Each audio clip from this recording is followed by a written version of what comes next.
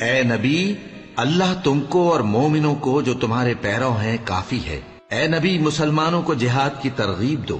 اگر تم میں 20 آدمی ثابت قدم رہنے والے ہوں گے تو 200 کافروں پر غالب رہیں گے، اور اگر 100 ایسے ہوں گے تو 1000 پر غالب رہیں گے، اس لیے کہ کافر ایسے لوگ ہیں کہ کچھ بھی سمجھ نہیں رکھتے۔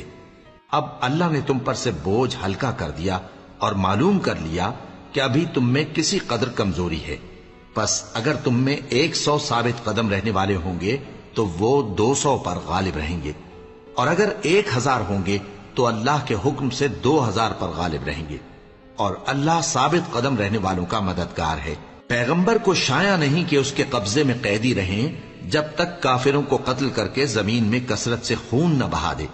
تم لوگ دنیا کے مال کے طالب ہو اور اللہ آخرت کی بھلائی چاہتا ہے، اور اللہ غالب ہے، حکمت والا ہے۔